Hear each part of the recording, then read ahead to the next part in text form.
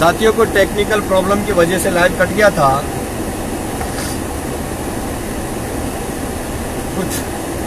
कुछ लोगों की वजह से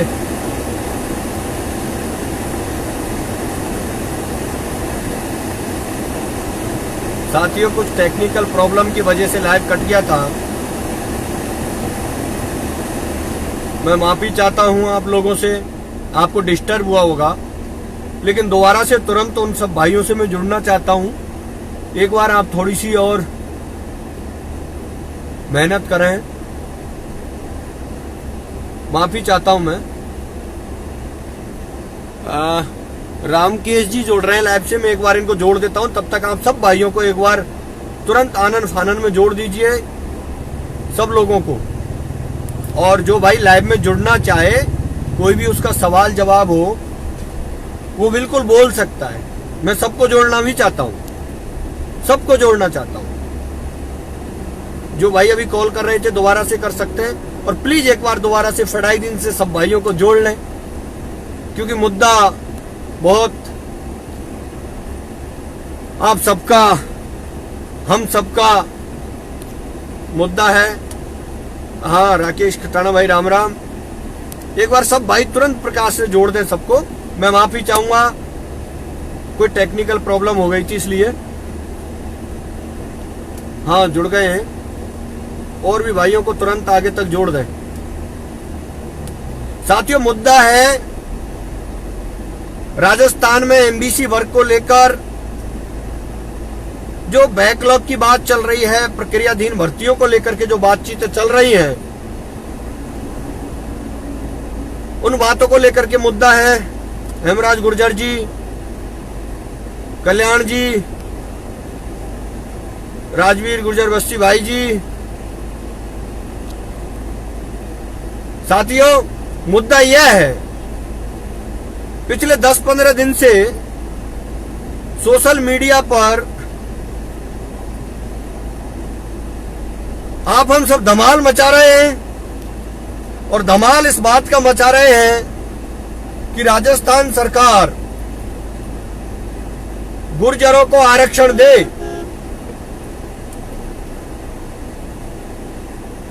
राजस्थान सरकार गुर्जरों को आरक्षण दे।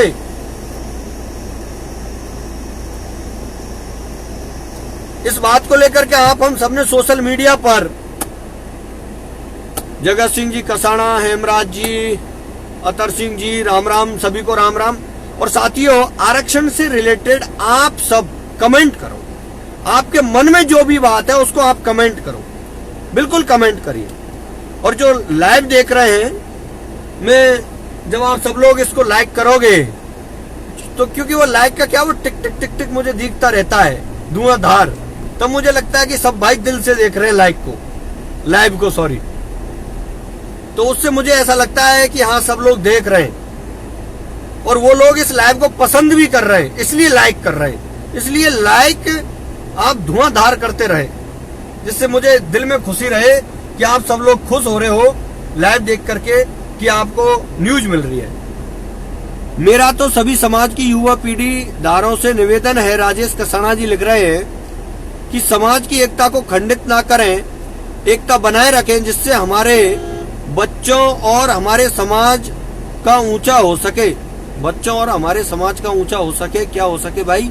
अपनी नेतागिरी राजनीतिकरण चमकाने के लिए, भाई साहब क्या ऊंचा हो सके बताइए आप लोग, थोड़ा सा चमकाने की कोशिश ना करें। मेरा तो सबसे यही, बिल्कुल राजेश कसाना जी ने बहुत शानदार लिखा है।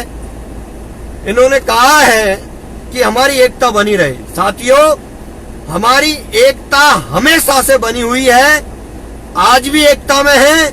और जो लोग एकता की बात कर रहे हैं उनको मैं कह देना चाहता हूं कि हमारी एकता कभी अलग नहीं हो सकती, कभी नहीं विखर सकती। अब बात आप समाज की एकता की कर रहे हो, तब तो समाज की एकता तो एकता है। आप नेताओं की एकता की बात करोगे, उसका सवाल का जवाब अलग है। साथियों आप एक बार सबको जोड़ दो, सबको जोड़ो, एक बार उन लोगों के कानों तक पहुंचाइए। मैं उन नेताओं से पूछना चाहता हूं कल एक युवा जिसको सरकारी नौकरी चाहिए थी, जब वो आरक्षण के मुखिया के घर पर मीटिंग हो रही थी, वो मुखिया के घर पे गया। मुखिया के घर पर जाने के बाद आरक्षण संघर्ष समिति के अध्यक्ष मुखिया के सुपुत्र ने उसको घर के बाहर बैठा दिया। घर के बाहर बैठा दिया, उसको अंदर नहीं जाने दिया। साथियों, इस बात को मैं इसलिए कह रहा हूं, कल उस भाई ने एक पोस्ट डाली थी और वो पोस्ट आप सबने पढ़ी है, और जिसने नहीं पढ़ी हो मेरे से कह देना, मैं बता दूंगा। आखिरकार आप चाहते क्या हो? जिस युवा, क्योंकि आरक्षण, मैं बार बार कहता हूं, आरक्षण समाज के पढ़े लिखे युवाओं का हक है। आरक्षण नेतागिरी करने के लिए नहीं है। हमारे शहीदों ने जो शहादतें दी हैं, आज भी जो जिंदा शहीद हैं, जो अपाहिज हैं, उन्होंने कुर्बानियां इसलिए दी हैं कि मेरे समाज का युवा पढ़ेगा और आरक्षण से नौकरी लगेगा। साथियों, आपके अंदर अगर सुनने का धैर्य नहीं है, आपके पढ़े लिखे युवाओं की अगर आवाज सुनने का धैर्य आपके अंदर नहीं है, तो कैसे इस समाज का भला करोगे? बताओ, आप कैसे भला करोगे? अरे आप कल नई नवेली दुल्हन की तरह आरक्षण संघर्ष समिति में आ गए, आकर के सीधे मुखिया बन गए, और मुखिया बनने के बाद आप उन युवाओं का तिरस्कार कर रहे हो, जिन युवाओं को आरक्षण की जरूरत है। साथियों, हो सकता है मैं आपको बुरा लग रहा हूंगा, बिल्कुल बुरा लग रहा हूंगा, क्योंकि कुछ नौकरी वाले भाइयों से मेरी बातें हुई हैं। वो कह रहे हैं कि हम तो इधर गिरे तो कुआर, इधर गिरे तो खाई। अगर हम सत्यता कहें तो हमारी नौकरी नहीं मिलेगी। मैं बता दूंगा आपको, प्रहलाद खटाना कोई भी बात करता है सबूत के साथ करता है, सबूत के साथ करता है। और इससे बड़ा सबूत क्या होगा कि कल एक युवा आपकी संघर्ष समिति की अगर मीटिंग देखने के लिए जाता है, उस युवा को माननीय कर्नल किरोड़ी सिंह बैंसला जी के घर के सामने कर्नल किरोड़ी सिंह बैंसला जी के सुपुत्र श्रीमान विजय बैंसला जी ये कह करके बाहर बैठा देते हैं कि आप हो कौन, आप अंदर नहीं आ सकते।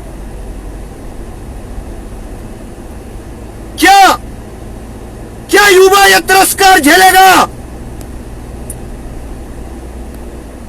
अरे युवा, आपका स्वाभिमान अगर जिंदा है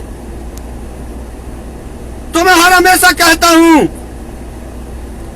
कि हम झुक नहीं सकते, हम बिक नहीं सकते, हम हमारे समाज को बेच नहीं सकते। समाज के युवाओं को, पढ़े लिखे युवाओं को जिन्हें नौकरी लग रही है, उन लगे हुए नौकरियों वालों से हम पैसा नहीं ले सकते। अरे वो हमारे शहीद क्या कहेंगे कि अरे भगवान, हाय हाय हाय हाय भगवान, अरे राम राम राम राम राम राम। क्या हमने इसलिए शहादत दी है? और वो जिंदा शहीद जो अफाइज हैं, वो यही सोच रहे होंगे क्या? मेरी इस बात को उन कानों तक पहुंचा दीजिए। वो नए नेता, मैंने पहले भी कहा था साथियों, मैं कर्नल किरोड़ी सिंह बैंसला जी का दिल से सम्मान करता हूं, करता था, करता रहूंगा। और अगर साथियों मैं गलत बोल रहा हूं तो मेरा ये लाइव कर्नल बैंसला जी के इर्द गिर्द बैठने वाले जरूर बैंसला जी को सुना दीजिए। मैं उनका इतना सम्मान करता हूं जो कर्नल बैंसला जी को बेचते हैं, जो समाज को बेचते हैं, बैंसला जी को गुमराह करते हैं, उनसे 1000 गुना ज्यादा कर्नल बैंसला का सम्मान प्रहलाद खटाना करता है। ढोंग चला रखा है, ढोंग। अपने आप को सत्यता का सर्टिफिकेट नहीं चाहिए मुझे किसी से। यह आप बैंसला जी की आत्मा को जाके पूछिए कि क्या प्रहलाद खटाना झूठ बोलता है या गलत कहता है या सत्य कहता है।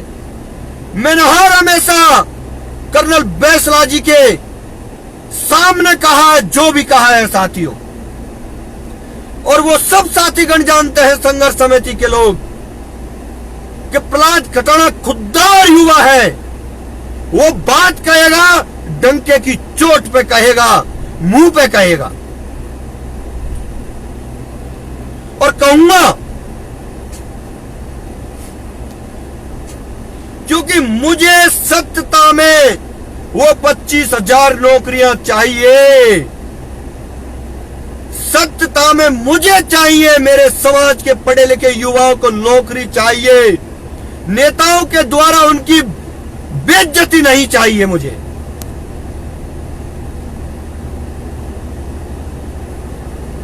आखिरकार तुम कहां ले जाना चाहते हो इस समाज को? अरे कोई साहस पैदा नहीं करेगा इन युवाओं की आवाज उठाने के लिए। आप इनके आत्मबल को मारना चाहते हो। साथियों, कोई नेटवर्क प्रॉब्लम है। मैं इस बात को इसलिए कह रहा हूं, ये युवाओं के साथ बहुत बड़ा एक छलावा हो रहा है साथियों। वो युवा जो सत्यता से मेहनत करना चाहता है, इस समाज के लिए सत्यता से अपना योगदान देना चाहता है, उस युवा की आवाज को साथियों हमेशा दबाया गया। मैंने हर हमेशा इनकी वार्ताओं का विरोध किया है साथियों, हर हमेशा। और जब भी मैं वार्ताओं का विरोध करता था, आरक्षण संघर्ष समिति के सब लोग ऐसे नहीं हैं, पांचों अंगुली बराबर नहीं है। उनमें कुछ ईमानदार लोग भी हैं साथियों, उम्रदार लोग भी हैं साथियों, लेकिन कुछ चमचे, कुछ दलाल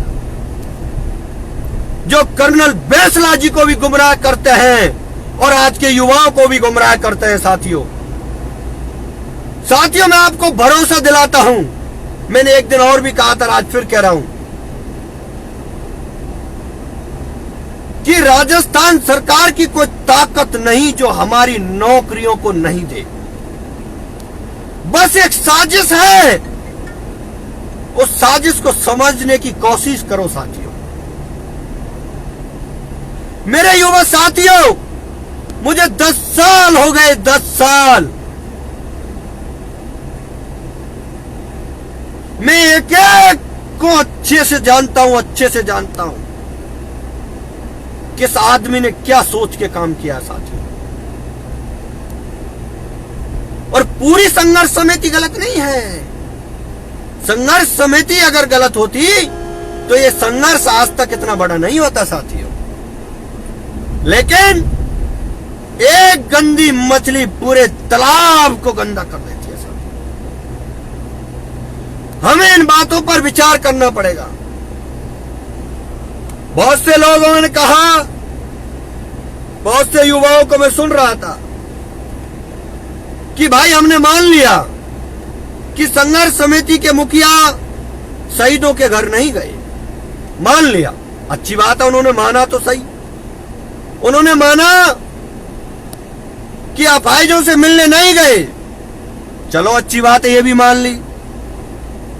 लेकिन उसके बाद वो बोलते हैं, वो बहुत बड़ी बात है, कि आप लोग इस बात को अभी क्यों उठा रहे हो, इन बातों को आगे पीछे कर लेना।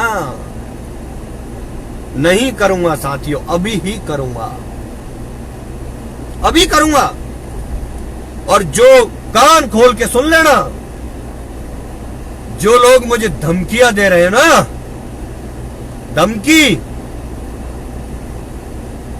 धमकियां दे रहे हो ना, इस बात को एक बार और रिपीट करवा दो, पहुंचा दो उनके कानों तक, प्लीज पहुंचा दो। और जो लाइव देख रहे हो, एक बार मुझे बताइए कौन कौन लाइव देख रहे हो, लाइक करके बताओ। मैं आपके एक एक कमेंट का जवाब दूंगा आज साथियों, एक एक कमेंट का जवाब दूंगा, प्रत्येक कमेंट का जवाब दूंगा। लेकिन आप पहले पूरी बात की थ्योरी समझ लीजिए। मैं चाहता हूं, मेरी पहली जो ख्वाहिश है, जो मैं आज बार बार, साथियों कोई नेटवर्क प्रॉब्लम है तुरंत प्रकार से जुड़े, तुरंत प्रभाव से जुड़ जाए, सभी जुड़ जाएं मेरे भाइयों, सभी जुड़ जाएं, सभी जुड़ जाओ मेरे भाइयों, तुरंत जुड़ जाओ। नेटवर्क प्रॉब्लम थी, मैं गाड़ी में चल रहा था, मैं गाड़ी को रुकवाता हूं कहीं एक जगह, तुरंत रुकवाता हूं, अभी रोक रहा हूं। भैया एक पानी की बोतल दे जा नॉर्मल, मेरी भी गले में प्रॉब्लम है, थोड़ी तबीयत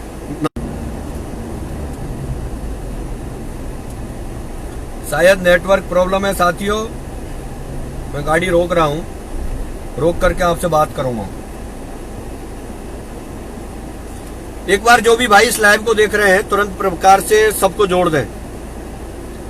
मेरे युवा साथियों, मैं किसी राजनीतिक पार्टी का आदमी नहीं हूं, मैं बार बार एक बात कहता हूं, और जिस दिन राजनीतिक पार्टी का आदमी बनूंगा उस दिन आपसे कह के बनूंगा, कसम नहीं खाऊंगा।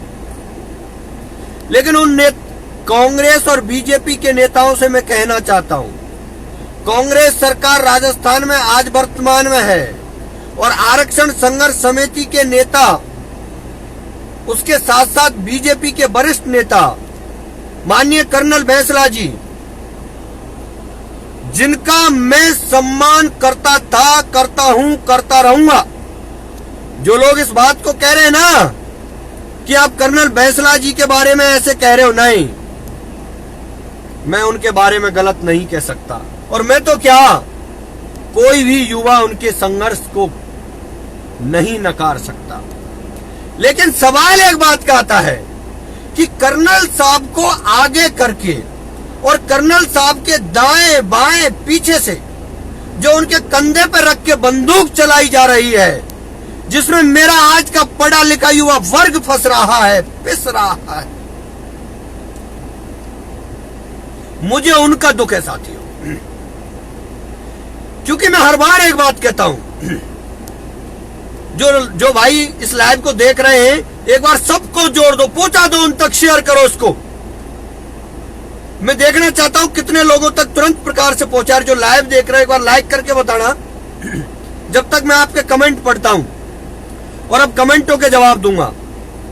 साथियों, मुझे इसी बात का दुख है कि आरक्षण मिले हमें लगभग 2 साल हो गए, और संघर्ष समिति के नेता अपनी पार्टी की राजनीति में लग रहे हैं। और दुख एक बात का और भी है, आप सब नेताओं से लड़ो, लेकिन पहले समाज का मुद्दा है। आप आरक्षण के नेता हो, आरक्षण के, उसके बाद बीजेपी के पार्टी के नेता हो। इसलिए गुर्जर आरक्षण के नेताओं, बीजेपी पार्टी की लड़ाई लड़ो। आपको मुबारक है, उससे पहले गुर्जर समाज की लड़ाई भी आपको लड़नी होगी, आवाज उठानी होगी। आप मुद्दे को भटका रहे हो, कभी नहरों की बात कर रहे हो, अब से पहले कहां गए थे वो नेता?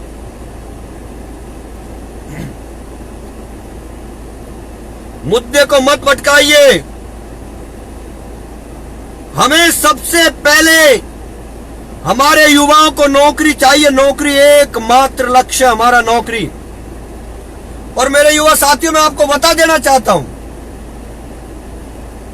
किसी भी सरकार, किसी भी नेता की ताकत नहीं है कि हमारी नौकरियों को कोई रोके। आपको इस बात को समझना पड़ेगा। मैंने पिछली गवर्नमेंट में कहा था, जब 2nd ग्रेड की, 3rd ग्रेड की भर्तियां हो रही थी, कि युवा ताले लगा दो, राजस्थान में भर्ती अम्मा तोड़ने दो, अगर हमें हमारा हक नहीं दिया जा रहा है तो। नहीं सुना।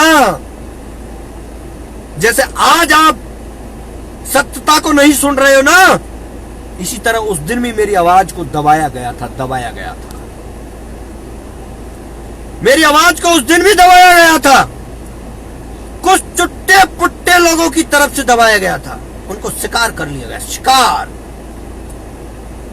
संघर्ष समिति के बड़े मगरमच्छों द्वारा उन युवाओं का शिकार किया गया।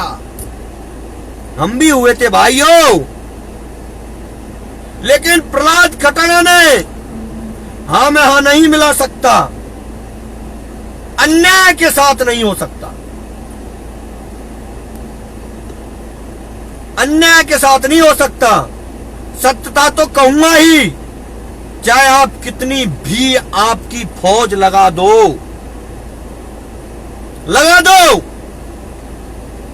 आपके डराने धमकाने से मैं नहीं डर सकता।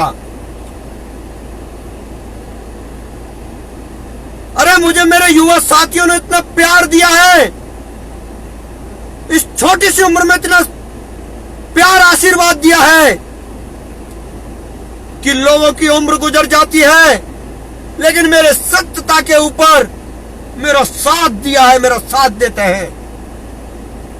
इसलिए अगर मैं सत्यता के साथ लड़ाई लड़ रहा हूं तो दुनिया की कोई ताकत और औकात नहीं है कि प्रहलाद खटाना का बाल भी बांका होगा। मेरे युवा साथियों,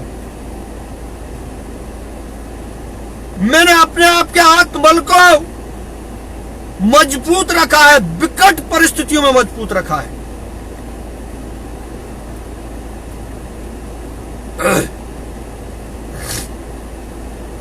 मेरी तबीयत थोड़ी खराब है साथियों, लेकिन उस तबीयत खराब मुझे तकलीफ नहीं दे रही है जितनी तकलीफ मुझे इन नेताओं के क्रियाकलापों को देख करके हो रही है साथियों। मेरा एक ही फंडा है, मेरा एक ही लक्ष्य है कि मेरे युवा साथियों, जिस तरीके से हम जैसे युवाओं का भविष्य खराब किया गया तथा कथित नेताओं के द्वारा, इस तरीके से मेरे नए युवाओं को नहीं झोंका जाए, इस राजनीति में नहीं झोंका जाए।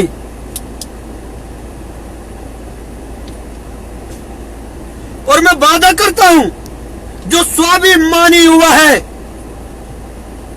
जो स्वाभिमानी युवा है, वो इन नेताओं के झांसे में नहीं फंसेगा, किसी भी नेता के झांसे में फंसेगा। अगर आज मुझे मेरा अच्छा समाज बनाना है तो मेरे युवा साथियों, जो भाई पढ़ाई कर रहा है वो पढ़ाई करे, जो भाई नौकरी कर रहा है वो नौकरी करे, और मेरा जैसा युवा भाई जो संघर्ष के चलते, जिनके ऊपर मुकदमे लग रहे हैं, संघर्षों के मुकदमे, जिसने समाज के लिए संघर्ष किया हो वो मुकदमे लग रहे हो, और कोई लड़ाई दवाई अंगार धूल रेपेस्ट कैपेस्ट इनके मुकदमे वालों की बात नहीं कर रहा हूं। उन लोगों की बात नहीं कर रहा हूं। वो लोग जिन्होंने समाज के लिए संघर्ष किया हो, मेरा जैसा युवा साथियों। मैं एक भाई खेलनी का कल परसों वो पढ़ रहा था, कमेंट पढ़ रहा था। उस मेरे युवा साथी का नाम क्या है मैं भूल गया थोड़ा सा, लाल सोट के प्रेसिडेंट रहे, खेलनी के हैं। अरे मेरा ध्यान बहुत अच्छा था, निकल गया ध्यान से। वो कमेंट कर रहे थे कि हम पर मुकदमा इतने लग गए कि अब हम करें तो करें क्या। साथियों, एक जो 20 और 25 वर्ष की जो उम्र होती है वो इन चकाचौंध में फंस जाती है, और फंसने के बाद वो जीवन भर पछताते हैं। आपसे नेता इस बात को नहीं कहेंगे कि बेटा तू बहुत अच्छी पढ़ाई कर रहा है, तू पढ़ाई कर। भाषण देंगे, सिर्फ भाषण देंगे। कि हमें आईएएस चाहिए, आईपीएस चाहिए, और कार का दरवाजा राम प्यारी खोलेगी और एक कप चाय का पिलाएगी। भाषण में अच्छे लगते हैं साथियों, लेकिन उस राम प्यारी को नहीं देखा जाता साथियों कि राम प्यारी किस हालत में जी रही है। वो राम प्यारी 10वीं 12वीं क्लास तक तो पढ़ सकती है, लेकिन आईएएस बनने के लिए उस राम प्यारी का परिवार इतना मजबूत नहीं है साथियों। उस परिवार के साधारण लोग ऐसे नहीं हैं जो समाज के नाम पर पैसा लेकर के और अपनी राजनीति कर रहे होंगे साथियों। ऐसे नहीं होंगे साथियों। बिल्कुल भवानी डोई नाम लिखा है एक भाई ने। भवानी ने कमेंट किया था कि हमने जोश ही जोश के अंदर मुकदमे लगवा लिए, अब हमारी नौकरियां नहीं लग सकती, आखिरकार हमारा भविष्य क्या होगा साथियों। कोई नेता नहीं कहता। मैं आपको भरोसा दिलाता हूं, विश्वास दिलाता हूं, इस बात को उन कानों तक पहुंचा दीजिए, प्लीज पहुंचा दीजिए। मैं जानता हूं युवा साथियों कि आपकी मजबूरियां होंगी। जो हजारों युवा इस लाइव को देख रहे हैं, उनका दिल अंदर से कह रहा होगा कि प्रहलाद कटाना जो कह रहा है वो बिल्कुल 100% कह रहा है, सत्यता कह रहा है, इसमें कोई झूठ नहीं हो सकती।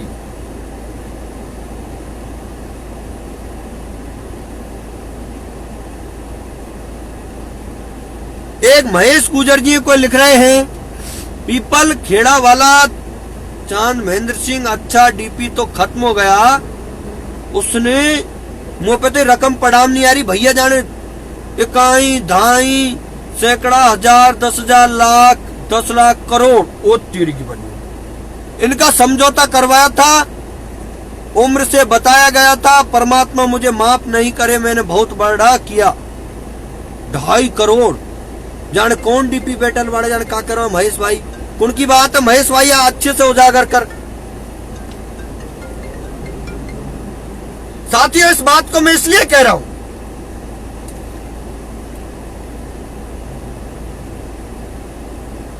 प्रत्येक युवा तक मेरी इस बात को पहुंचा दो।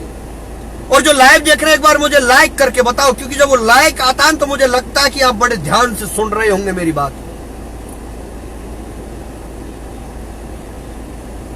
साथियों दुख बहुत होता है मेरे दिल में, मैं फिर कह रहा हूं, मुझे भी 25,000 नौकरी चाहिए और समाज के बच्चे को 25,000 नौकरी चाहिए। तो फिर क्या भाई ये चुनिंदा 10-20 जो नेता हैं इनको नौकरी नहीं चाहिए? और समाज का युवा चिल्लाएगा हाय नौकरी, हाय नौकरी, हाय मेरा स्थायीकरण, हाय हमारा स्थायीकरण, तब इनको स्थायीकरण करवाएंगे।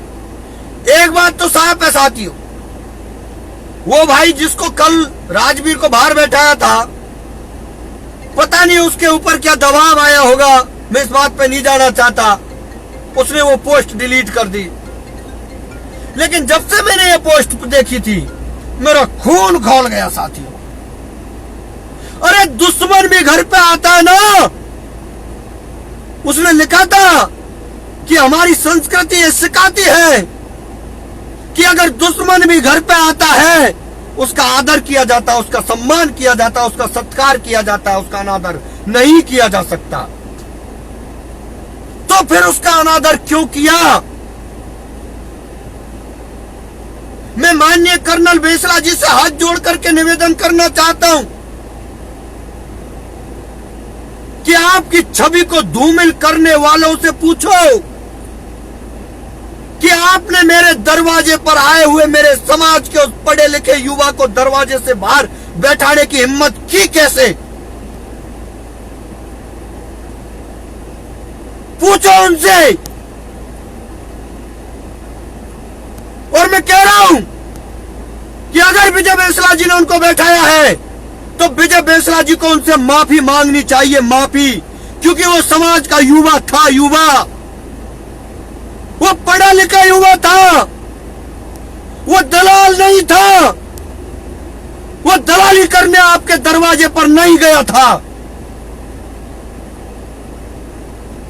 वो आस में गया था कि आज मैं मेरे मसीहा के घर पे जा रहा हूं।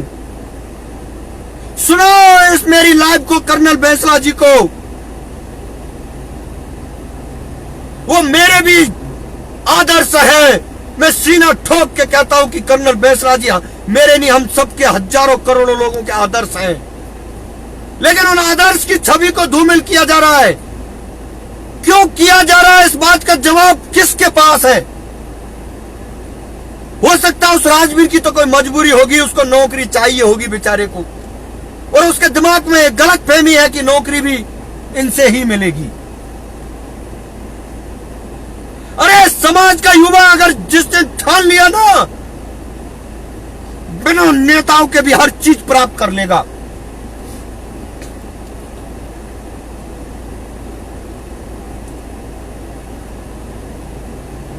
एक विनोद गुजर भाई कमेंट कर रहा है, उन सबको छोड़ो, क्यों वापस उजागर करते हो बात को?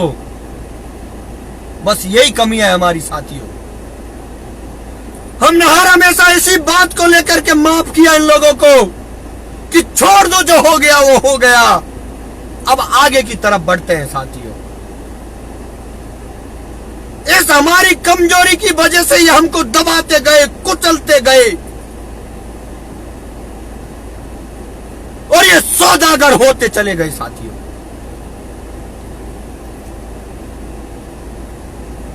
बैंसला जी से मैं निवेदन करना चाहता हूं, कर्नल बैंसला जी से, मैंने हजारों भाषणों में कहा होगा कि कर्नल बैंसला एमबीसी वर्ग के पढ़े लिखे युवाओं के जीवन जीने की कला है।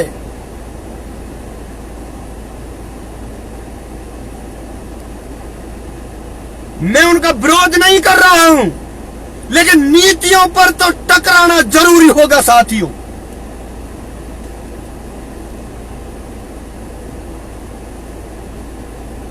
अगर राजवीर का तिरस्कार किया गया घर बैठे, अरे तुम दुश्मन के घर चले जाओ, दुश्मन भी के घर जब आप जाओगे ना, आपको आगे से बैठेगा, राम राम करेगा, पानी पिलाएगा, चाय पिलाएगा, खाना खिलाएगा, पूछेगा आपको। लेकिन आप काल के टुच्चे नेताओं, आपकी हिम्मत हो गई, आज एक राजवीर का अपमान किया है, कल आप हजारों युवाओं का भी अपमान करोगे। मेरे जैसे लोगों को तुम धमकी दिला रहे हो सकता है कल की डेट में आप इनको, मेरे जैसे लोगों को कुचलवाने का भी काम कर सकते हो, कर लेना। प्रहलाद खटाना नहीं डरता साथियों, बिल्कुल नहीं डरता, क्योंकि मैंने कई बार मौत को नजदीकी से देखा है। मेरी गाड़ियों पर गोलियां चलाई गई,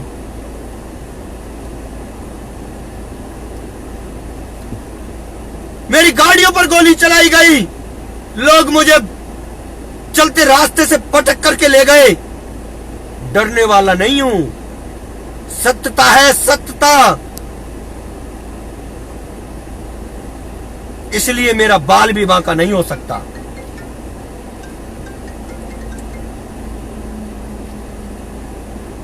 इसलिए मेरा संदेश सबसे पहले युवाओं को है, यह साफ संदेश है। मेरे युवा भाइयों, मैं आपसे पुनः हाथ जोड़ करके निवेदन कर रहा हूं, पुनः हाथ जोड़ करके निवेदन कर रहा हूं, सत्य जीतता है, असत्य हारता है। जो आदमी के मन में जैसा भाव होता है, उसको ऐसा फल मिलता है। मैं कहता हूं, कई बार कर्नल साहब ने मीटिंगों में कहा है कि जब तक मैं मेरी पेंशन से और एक टूटी जीप से आरक्षण की लड़ाई लड़ रहा था, और उस आंदोलन को मैंने पीपड़ खेड़े पाटोली तक पहुंचा दिया, कारवा मेरे साथ जुड़ता चला गया। लेकिन जैसे ही आरक्षण के नेताओं को पैसा आने लगा, चंदा आने लगा, मेरी संघर्ष समिति का पता नहीं लगा, चुटकियों में कहां चली गई। कई मीटिंगों में कहा कर्नल साहब ने, हजारों लोग इन बातों के गवाह हैं, हजारों लोग गवाह हैं। और मैं ये कहता हूं कि वो पूरी संघर्ष समिति नहीं है। कुछ संघर्ष समिति के लोग दलाली करके फरार हो गए और कुछ संघर्ष समिति के लोग शर्मदार अपनी शर्म, अपनी इज्जत को बचाने के लिए अपने आप घर बैठ गए, आवाज को दबा करके बैठ गए। लेकिन किसी ने कहा है कि गंगा को तो आन हार और भागीरथ के सिर जान हार। अपनी गिरवान में तुम झांकते नहीं हो और युवाओं को टारगेट करके एक दिन मुझे भी टारगेट किया था और उसी युवा को बदनाम करने की आप साजिश रच रहे हो, मेरा अंत करने की साजिश करते हो। ये समाज का युवा है साथियों, पढ़ा लिखा है साथियों, बुद्धिमान है साथियों, सत्य क्या है गलत क्या है बच्चा बच्चा जानता है साथियों। सर्वे करवा लीजिए आप,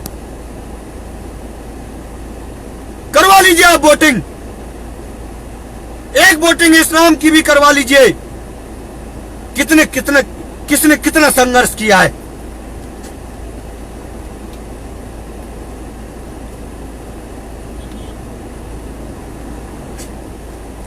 करतार सिंह अवाना जी लिख रहे हैं, मेरे समाज के युवाओं से कहना चाहता हूं, नेताओं के पीछे भागना छोड़ दो, उसी दिन से नेता अपने पीछे भागना शुरू कर देंगे।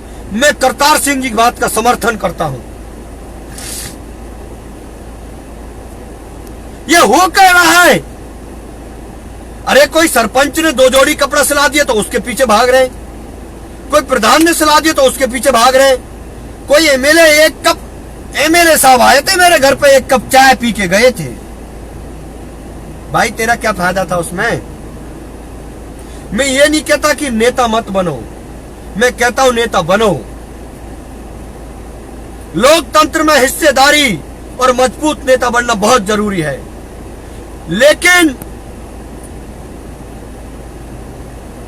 मठाधीश मत बनाओ, किसी को मत बनाओ। क्योंकि आपने छोटे छोटे उदाहरण देखे होंगे, समय समय पर उनसे जवाब मांगो, तब वो नेता तुम्हारी सुनेगा, नहीं तो अहंकार में आ जाएगा। पैटर्न क्या चल रहा है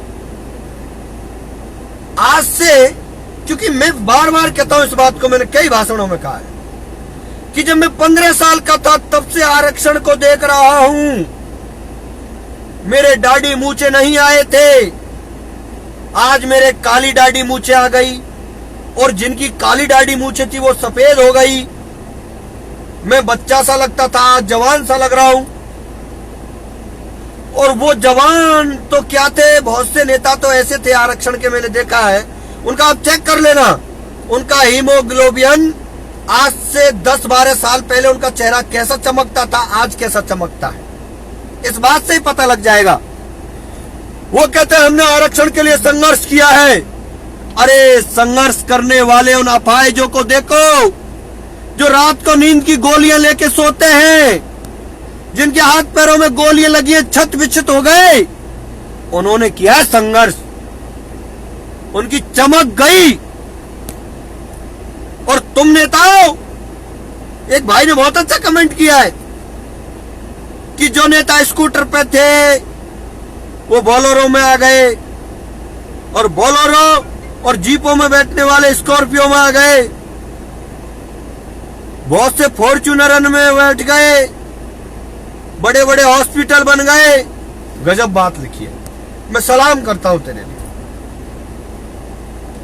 सत्यता सबके दिल में है, लेकिन कहना नहीं चाहता कोई कि अरे बुराई को कौन मोल लेगा, बुराई को कौन मोल लेगा। अरे किस्मत में लिखा होगा ना तो कोई बन जाएगा नेता। प्रहलाद खटाना की किस्मत में अगर लिखा होगा और आप लोगों का साथ होगा तो दुनिया की कोई ताकत नहीं, मुझे कोई फिक्र नहीं है कि मैं नेता नहीं बनूंगा, कि मैं किसी पार्टी की चमचागिरी करके या किसी एक नेता के ही पांवों को पकड़ के ही नेता बनूंगा। नहीं बनना चाहता मैं ऐसा नेता, नहीं बनना चाहता।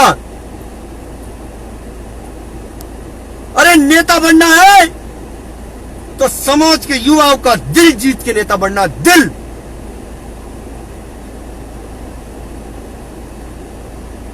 उनके लिए जीना, उनके लिए मरना।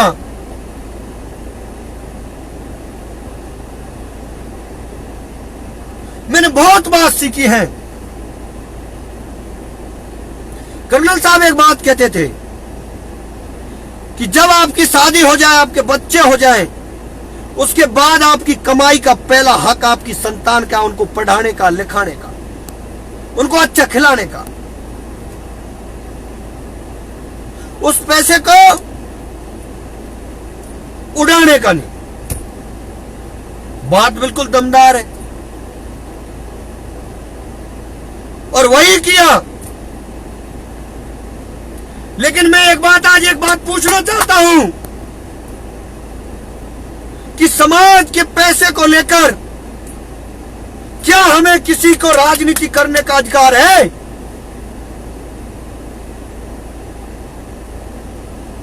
और आपको राजनीति करने के लिए पैसा चाहिए, स्पष्ट को समाज से, मेरे पास पैसा नहीं है, मैं आपकी आवाज हूं, मैं लड़ूंगा आपके लिए और मैं लड़ रहा हूं, मुझे पैसा दो। समाज देगा, मुझे भरोसा देगा, अब तक दिया है नेताओं को, आगे भी देगा। लेकिन गुमराह मत करो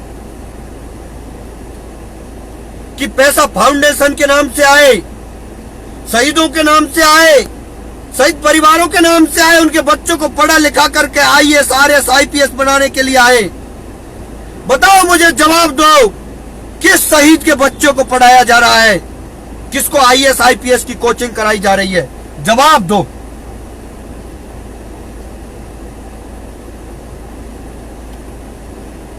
इसलिए मेरे युवा साथियों, मैं आपसे हाथ जोड़ करके पुनः निवेदन कर रहा हूं, अगर आपको मेरी बात अच्छी लगे तो बिल्कुल समझने की कोशिश करना। अगर प्रहलाद खटाना गलत है तो गलत का साथ कभी मत दो, लेकिन स्वार्थ के चक्कर में मत मरो। अरे तुम्हारी किस्मत में अगर नौकरी लिखी होगी ना, और उन शहीद आत्माओं ने, पवित्र आत्माओं के लिए आपने सोचा होगा, तो राजस्थान सरकार की कोई ताकत, कोई औकात नहीं है कि एमबीसी का बैकलॉग नहीं मिले, 25,000 नौकरियां नहीं मिले, हमारा हक है, हम लेके रहेंगे।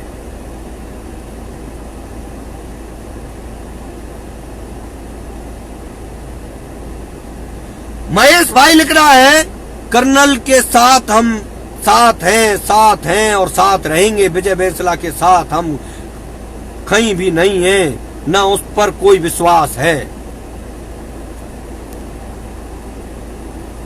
सब जानते हो मन में, कहने के लिए जिगर चाहिए, जिगर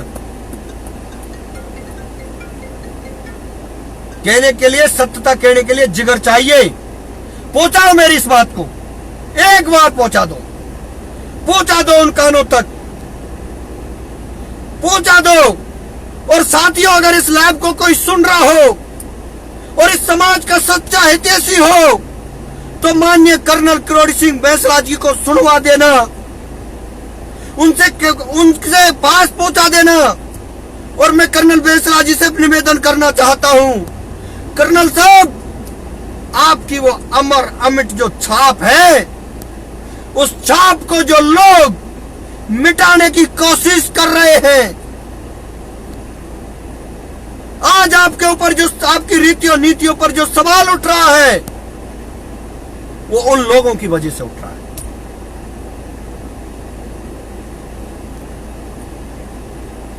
यह आपको तय करना पड़ेगा।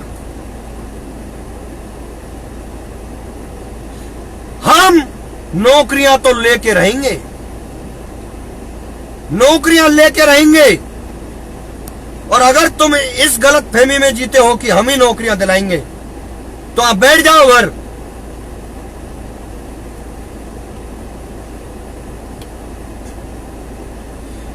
गुर्जर आरक्षण मुद्दा समाज के बच्चे बच्चे का मुद्दा है। कर्नल बैंसला जी, समाज के बच्चे बच्चे का अधिकार है कर्नल बैंसला जी के पास जाने का, कर्नल बैंसला जी से मिलने का, बात करने का, उसकी मीटिंग में पहुंचने का, उनसे सवाल जवाब करने का। और कर्नल बैंसला जी ने सबका सम्मान किया है, आज तक किसी का तिरस्कार नहीं किया। लेकिन उनके बेटे ने, जैसा मैंने कल फेसबुक पर पढ़ा, सुना कानों से, विद सबूत, अपमान किया एक पढ़े लिखे युवा का।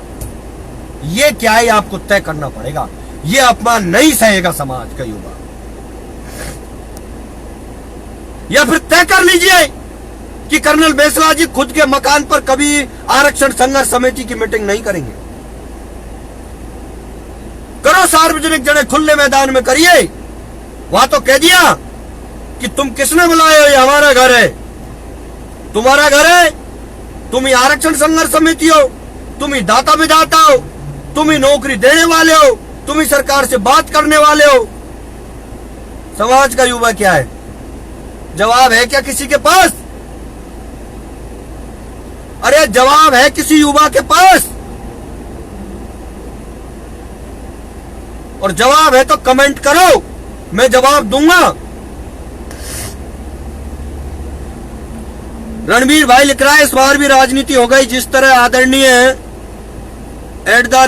विजय बैंसला जी मलाना डूंगर से बारिश में भीगने के बाद सीधे घर पहुंच गए थे, ठीक उसी तरह बिना तारीख बताए महापंचायत की तैयारियां शुरू हो गई। गाजीपुर महापंचायत कब, तारीख पे तारीख, सब जानते हो साथियों, सब जानते हो और आगे पीछे सब बात करते हो। इसलिए तो मैं कह रहा हूं आपसे, मेरा सब युवाओं को हाथ जोड़ करके एक ही संदेश है, किसी के भी चमचे मत बनो। किसी अपने आत्मसम्मान पर जब चोट आए, मत झुको, मत झुको। नहीं चाहिए ऐसी नौकरी, नहीं चाहिए वो पैसा, नहीं चाहिए वो ऐसे पद।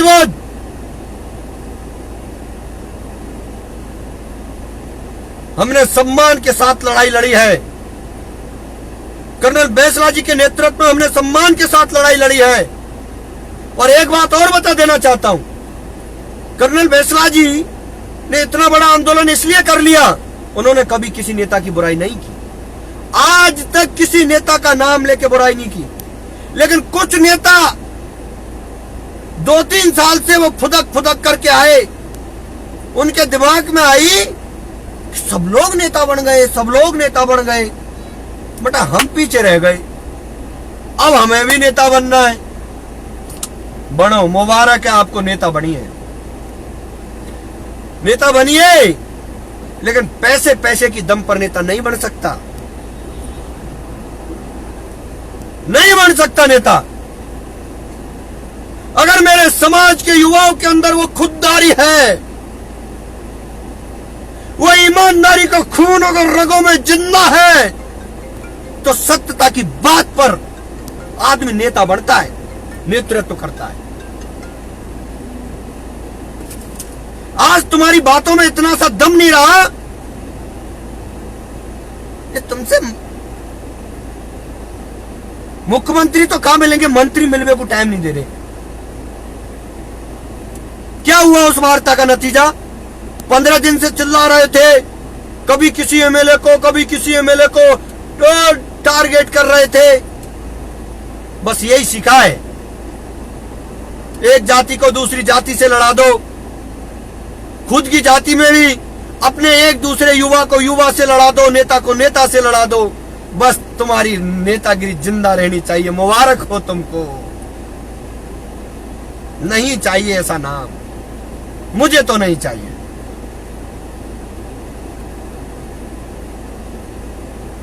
नहीं चाहिए मुझे ऐसा नाम, नहीं चाहिए। साथियों, मेरे से तो आप कह देना कि प्रहलाद कटाना तू गलत है, आज के बाद तू हमारी आवाज नहीं उठाएगा। जिस दिन मेरे से 1000 युवा मिलकर इस बात को कह दोगे ना, उस दिन के बाद मैं कह दूंगा कि मैं नहीं उठाऊंगा। एक दिन मिलकर के कह देना।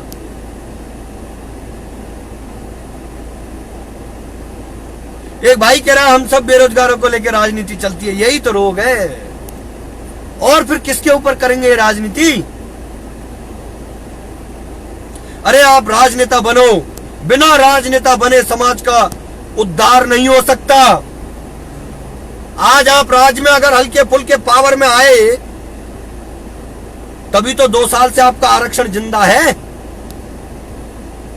लेकिन जब 2 साल से आरक्षण जिंदा था, तो ये बीजेपी आरक्षण रूपी नेता, भाजपा के नेता नवी अनुसूची में डलवाने की बात क्यों नहीं करते? कर्नल बेसला जी, आपकी कौन सी मजबूरी है कि इस विधेयक को हमेशा जिंदा रखने के लिए आप केंद्र की सरकार के सामने नवी अनुसूची की बात क्यों नहीं करते? जवाब है क्या किसी के पास?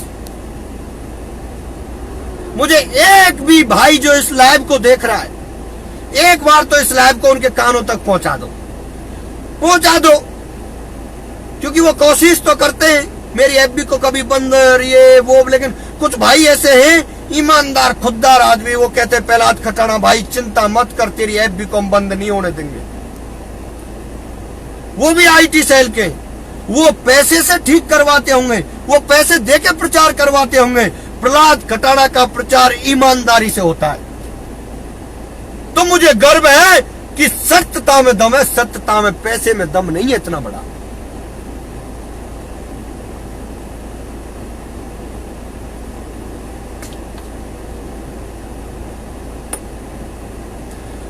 और समाज को गुमराह करके पैसा लेना बहुत गलत है। जिस दिन नेता बनूंगा, मुझे रुपए की, एक भाई कह रहा है कि आपको भी रुपए की जरूरत पड़ सकती है कमेंट में, नेता बनोगे तो। अरे मुझे जिस दिन नेता बनूंगा उस दिन कहूंगा भैया मुझे पैसा चाहिए, नेता बनना चाहता हूं, चुनाव लड़ूंगा।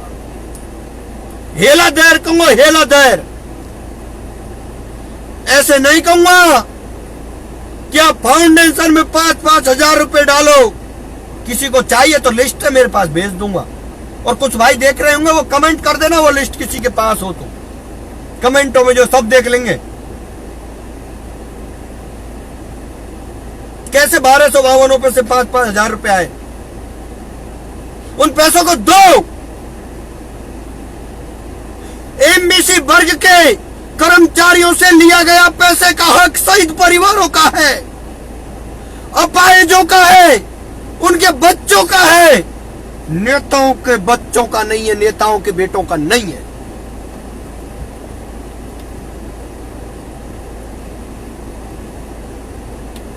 साथियों, हां, पर हम इतने कमजोर नहीं हैं।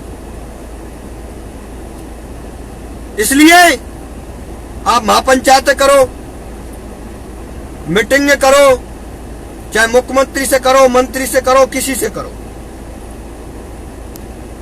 हमें हमारा हक चाहिए, लेके रहेंगे। एमबीसी का बैकलॉग, प्रक्रियाधीन भर्तियां, 2011 के बाद की प्रत्येक भर्ती में हमें हमारा हक सुनिश्चित चाहिए। और जो 1252 का स्थायीकरण की जो मांग है, उसमें वार्ताओं से कुछ नहीं होगा, उसमें सरकार सुप्रीम कोर्ट जाएगी और वहां से फैसला करवा करके ला के देगी। ये सरकार की जिम्मेदारी है। बहुत से युवाओं को तो पता ही नहीं है आरक्षण है क्या है, किन किन भर्तियों में अटका हुआ है, किन में नहीं अटका हुआ है। बस व्यतया में लग रहे हैं, रस्सा कस्सी चल रही है धुआंधार। अंधेरे। इसलिए मेरे युवा भाइयों,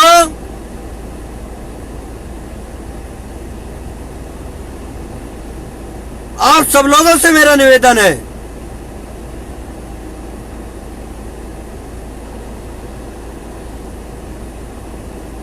एक भाई कमेंट कर रहा है, सोनू बैंसला गुर्जर, ये लिख रहा है कमेंट में, चोर मेरे 11,000 रुपए को दे। गाड़ी या लैब में तो मत खाओ, हजारों लोग जुड़ रहे होंगे। कुत्ते कमीने, मैं तेरी शकल नहीं जानता, तेरा नाम नहीं जानता, और फोन कर तू, मेरा फोन चालू है, फोन कर, फोन कर। कमेंट करने से कुछ नहीं होगा। कमेंट तो हम और भी कर दो भाई, कि 5 लाख मेरे, 25 मेरे, 50 लाख मेरे, कर दो, करो, कमेंट करो। तुम्हारे कमेंटों से प्रहलाद खटाना डरने वाला नहीं है, ये युवा बहकने वाला नहीं है। इसको जवाब दो युवाओं।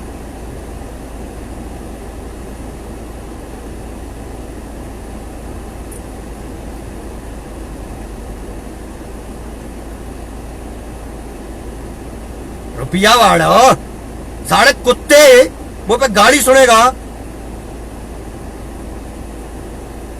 रुपया वाले कभी एफबीओ पे रुपये नहीं मांगते, ये पूरा दुनिया जानती है, संसार जानता है। तू ही मिला पहली बार, बहुत बड़ा खानदानी होगा तू, पैसे बांट रहा होगा तू दुनिया को, और कितने लोगों को दे रखे 11,000 रुपए। गिरवाण में झांक के देखो नेताओं, चमचों, दल्लों के चमचों, शर्म करो।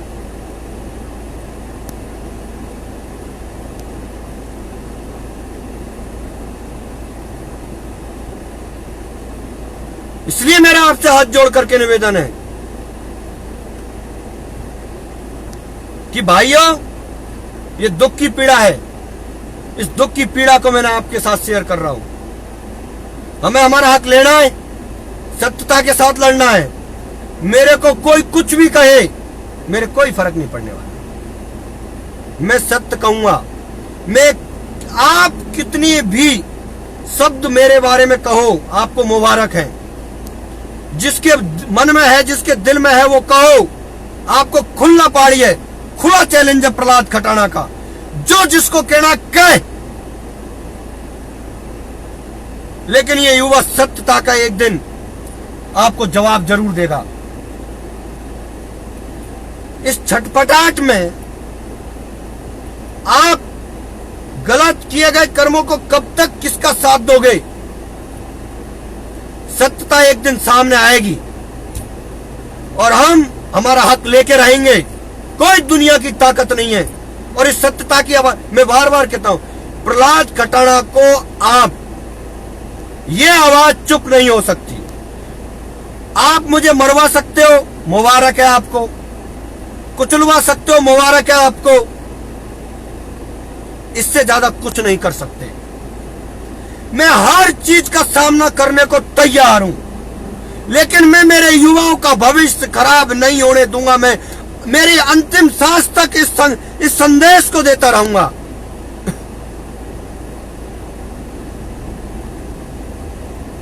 यह मेरा आपको निवेदन है।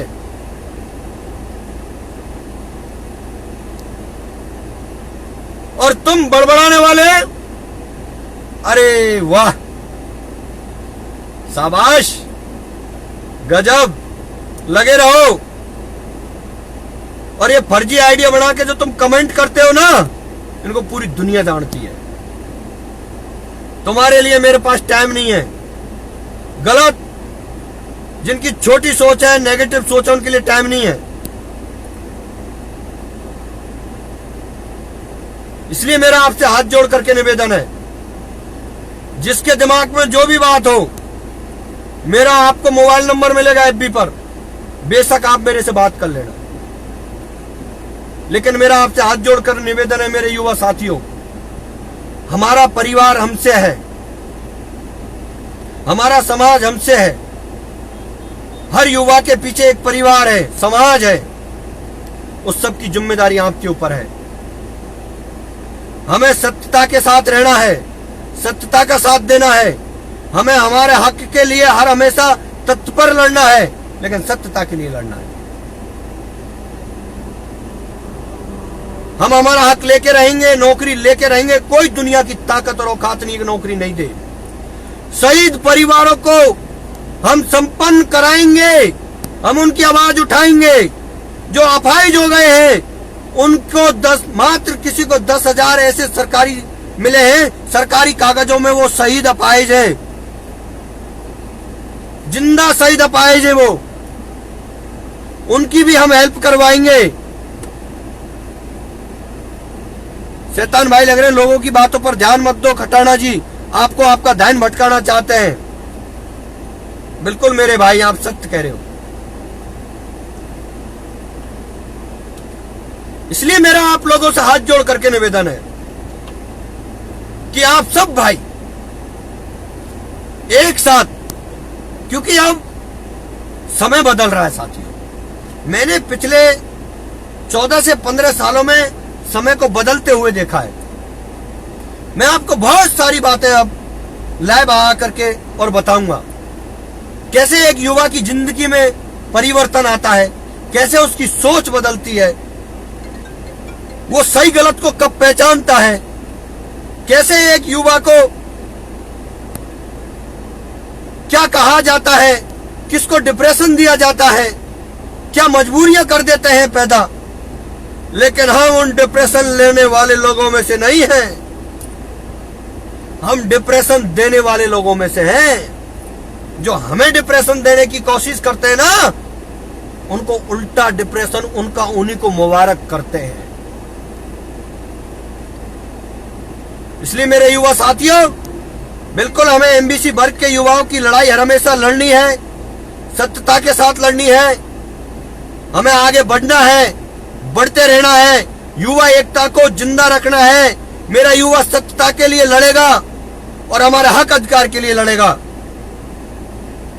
धन्यवाद साथियों, आपने सुना, प्यार दिया, आशीर्वाद दिया और उन कानों तक इस आवाज को जरूर पहुंचा देना, ये मुझे पूरा भरोसा है।